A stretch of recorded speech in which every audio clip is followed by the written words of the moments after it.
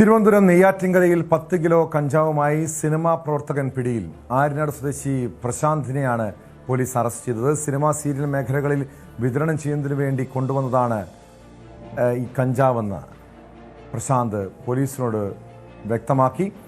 ഇയാൾ സിനിമയിലെ സാങ്കേതിക പ്രവർത്തകനാണ്, ഫെഫ്ക അംഗമാണ്. ഫെഫ്കയുടെ ID കാർഡ് അടക്കം ഇയാളിൽ നിന്നും പിടിച്ചെടുത്തിട്ടുണ്ട്. ഡാൻസ് ഓഫ് സംഘത്തിനും പോലീസിന് ലഭിച്ച രഹസ്യ വിവരത്തിൻ്റെ അടിസ്ഥാനത്തിലായിരുന്നു പോലീസിന്റെ നടപടി.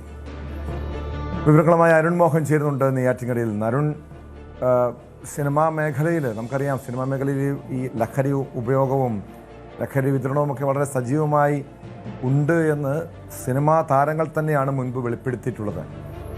ഈ പ്രശാന്ത് ഇത് ഈ സിനിമാ ലൊക്കേഷനുകളിൽ ലഹരി എത്തിക്കുന്ന സംഘവുമായി പ്രശാന്തിന് ബന്ധമുണ്ടോ? ഇയാളെക്കുറിച്ചുള്ള വിവരം എങ്ങനെയാണ് പോലീസിന് ലഭിക്കുന്നത്?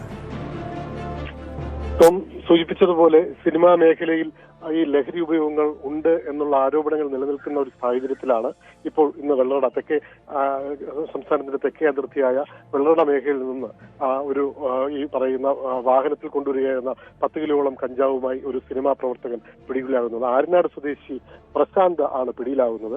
ഇദ്ദേഹം ഫെഫ്ക യൂണിയനിൽപ്പെട്ട സിനിമ സംഘടന ഫെഫ്ക യൂണിയനിൽപ്പെട്ട ലൈറ്റ് ബോയ് മേഖലയിൽ പ്രവർത്തിക്കുന്ന ആളെന്നാണ് നമുക്ക് മനസ്സിലാക്കാൻ കഴിയുന്നത്.